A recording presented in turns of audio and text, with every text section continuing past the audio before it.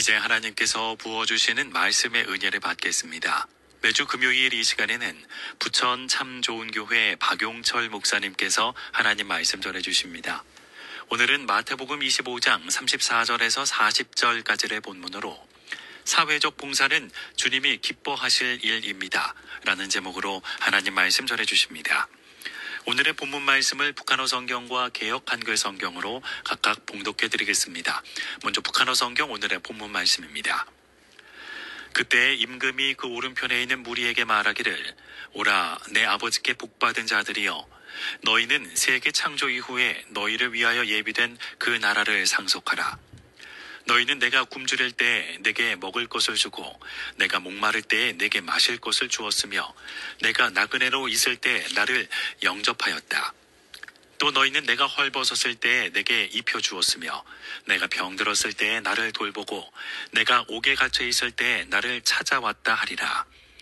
그러면 그 의인들이 임금에게 답변하기를, 주여, 언제 우리가 당신께서 굶주리시는 것을 보고 당신께 잡수실 것을 드렸으며, 당신께서 목마르신 것을 보고 마실 것을 드렸습니까? 언제 우리가 당신께서 나그네 되신 것을 보고 당신을 영접하였으며, 당신께서 헐벗은 것을 보고 당신께 입혀드렸습니까?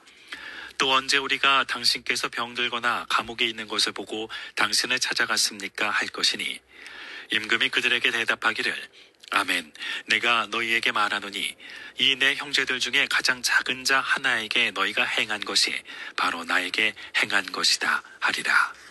아멘. 이어서 개역 한글 성경 본문 말씀입니다. 그때 임금이 그 오른편에 있는 자들에게 이르시되, 내 아버지께 복받을 자들이여, 나와 창세로부터 너희를 위하여 예비된 나라를 상속하라. 내가 줄일 때에 너희가 먹을 것을 주었고, 목마를 때에 마시게 하였고, 나그네 되었을 때에 영접하였고, 벗었을 때에 옷을 입혔고, 병들었을 때에 돌아보았고, 옥에 갇혔을 때에 와서 보았느니라. 이에 의인들이 대답하여 가로되, 주여, 우리가 어느 때에 주의 줄이신 것을 보고 공궤하였으며, 목마르신 것을 보고 마시게 하였나이까? 어느 때에 나그네 되신 것을 보고 영접하였으며, 벗으신 것을 보고 옷 입혔나이까? 어느 때에 병 드신 것이나 옥에 갇히신 것을 보고 가서 배웠나이까 하리니, 임금이 대답하여 가라사대, 내가 진실로 너희에게 이르노니 너희가 여기 내 형제 중에 지극히 작은 자 하나에게 한 것이 곧 내게 한 것이니라 하시고. 아멘. 전해주시는 하나님 말씀 함께 하시며 은혜의 시간 보내시기 바랍니다. 사랑하는 극동방송 애청자 여러분, 그리고 이 시간 함께 말씀을 듣고 계실 북방의 성도 여러분들에게 주님의 이름으로 문안드립니다. 우리가 살고 있는 이 시대를 한번 돌아봅시다. 물질적으로는 과거 어느 때보다도 풍요로워졌지만 그 이면에는 더욱 짙은 그림자가 있습니다. 경제적 양극화가 심화되어지고 고령화, 저출산, 1인 가구의 증가로 인해 사회적 고립과 복지 사각지대가 날로 늘어나고 있습니다. 많은 이들이 외로움과 고통 속에서 신음하고 있습니다.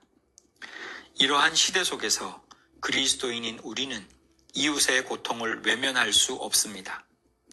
오늘 우리는 마태복음 25장의 귀한 말씀을 통해 우리의 이웃사랑과 섬김이 왜 우리 신앙의 가장 중요한 사명이며 그것이 곧 주님이 기뻐하시는 일임을 깨닫고자 합니다.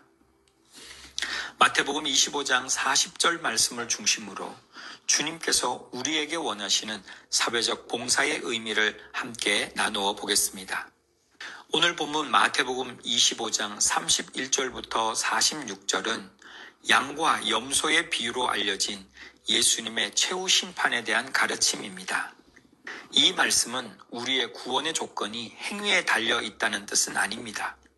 진정한 믿음은 반드시 사랑의 실천으로 나타난다는 것을 강조하는 것입니다.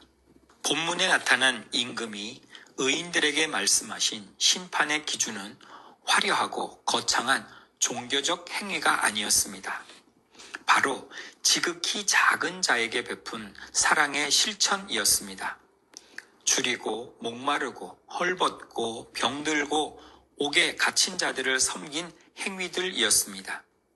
이에 대한 의인들의 반응은 자신들이 언제 주님께 직접 그렇게 했는지도 모른 채 놀라 되묻습니다. 이것은 그들의 봉사가 사람에게 보이기 위함이 아니라 순수한 마음으로 이웃의 필요를 채웠음을 보여줍니다. 그리고 예수님은 충격적인 결론을 말씀하십니다. 내가 진실로 너희에게 이르노니 너희가 여기 내 형제 중에 지극히 작은 자 하나에게 한 것이 곧 내게 한 것이니라. 청취자 여러분, 우리가 돕는 이웃은 단순히 불쌍한 존재가 아닙니다. 그것은 바로 예수 그리스도의 대리자입니다. 우리가 그들을 섬기는 것은 곧 예수님을 섬기는 행위와 같습니다. 이것이야말로 우리가 사회적 봉사를 해야 하는 가장 강력한 신학적 근거입니다. 우리가 이웃에게 베푸는 사회적 봉사는 복음의 핵심을 실천하는 것입니다. 3가지 원리로 정리해 보겠습니다. 첫째로 봉사는 예수님의 정신을 재현하는 것입니다. 예수님은 이 땅에 계시는 동안 섬김의 삶을 사셨습니다.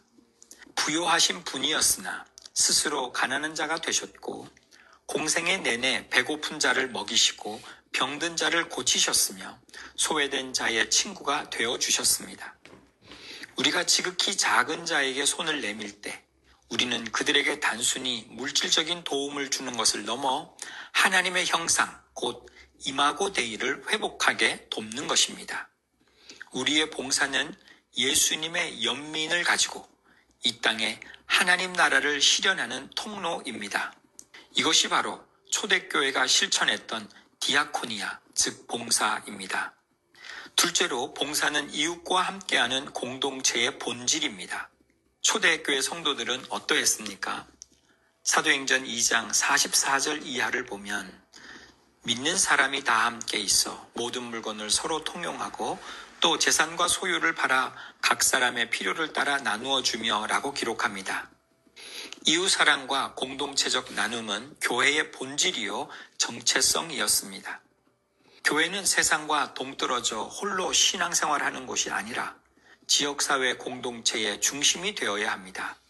성도들의 사랑과 봉사가 세상의 빛이 되어 교회가 가장 건강한 사회 공동체의 모델로 자리매김하는 것입니다. 우리가 행하는 모든 봉사는 이웃과 함께 동행하는 교회의 아름다운 실천입니다. 셋째로 봉사는 전도의 최일선 지대입니다.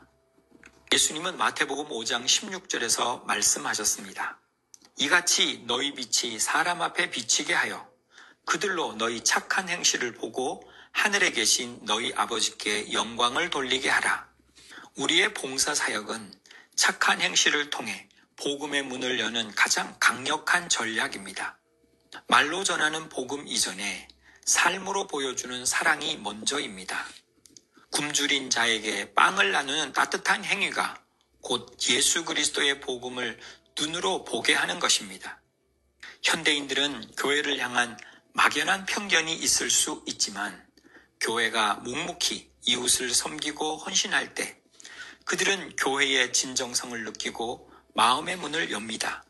봉사사역은 단순히 구제에서 끝나는 것이 아니라 하나님의 사랑을 경험하게 하여 그들을 생명의 길로 인도하는 확실한 선교의 통로가 되는 것입니다. 사랑하는 청취자 여러분, 주님이 기뻐하시는 봉사를 위해 우리는 어떻게 나아가야 할까요? 우리의 목표는 전인적인 회복과 자립을 돕는 복음화 공동체가 되는 것입니다. 그러기 위해 우리는 먼저 성령 충만한 전문성을 갖추어야 합니다. 단순히 좋은 마음만 가지고는 복잡한 시대의 필요를 다 채울 수 없습니다. 우리는 성령의 능력과 함께 전문성을 갖추어 가야 합니다. 예수님의 마음으로 기도하며 섬기는 영성훈련과 더불어 변화하는 복지 환경에 맞춘 상담, 돌봄, 행정 등 실질적인 전문 교육을 통해 사랑과 전문성의 균형 잡힌 사역을 펼쳐나가야 합니다. 모든 성도들이 자신의 은사와 전문성을 살려 섬길 수 있는 연결 시스템이 필요한 것입니다. 지역사회 맞춤형 디아코니라를 확장해 나가야 합니다. 우리 교회가 위치한 지역사회의 가장 절실한 필요를 찾아 맞춤형 복지를 실현해 가야 합니다. 고령화 시대에 노인 돌봄을 강화하고 다음 세대를 위한 청소년 멘토링과 자립 지원에 힘쓰고 다문화 가정이나 취약 가구를 위한 긴급 지원에 적극적으로 참여해야 합니다. 지역, 행정기관, NGO 등과 적극적으로 협력하여 복지 사각지대를 해소하는 데 교회가 선두에 서야 합니다. 영혼 구원의 다리를 놓아야 합니다. 우리의 모든 봉사활동은 궁극적으로 영혼 구원으로 연결되는 복음화의 다리가 되어야 합니다. 단순한 물질 지원을 넘어 지속적인 신방과 돌봄을 통해 신뢰관계를 형성하고 이웃의 자유로운 의사를 존중하며 영적 회복 프로그램으로 자연스럽게 연결하는 체계가 마련되어야 합니다. 도움을 받는 이웃이 자립을 넘어 다시 다른 이웃을 돕는 봉사자로 세워지는 선순환 구조, 이것이야말로 복음의 진정한 능력입니다. 사랑하는 청취자 여러분, 오늘 우리는 지극히 작은 자에게 베푼 사랑이 곧 예수님께 행한 것이라는 귀한 진리를 확인했습니다. 이 말씀은 우리에게 큰 위로이자 동시에 강력한 사명입니다. 우리 그리스도인들의 사회적 봉사는 예수님의 마음을 품고 이웃과 함께하는 교회의 본질을 실천하는 것입니다. 오늘 우리 주변에 누가 우리의 봉사를 필요로 할까요? 이 따뜻한 마음으로 궁극적 영혼 구원을 이루어가는 복음의 일꾼들이 다 되시는 귀한 은혜가 있기를 간절히 축복합니다. 지금까지 부천 참 좋은 교회 박용철 목사님께서 하나님 말씀 전해주셨습니다. 오늘 방송된 설교 말씀 들으시고 신앙생활에 도움받길 원하시거나 예수님을 구주로 영접하기 원하시는 분은 지역번호 032-326국에 3491번, 032-326-3491번 부천 참 좋은 교회로 문의하시기 바랍니다.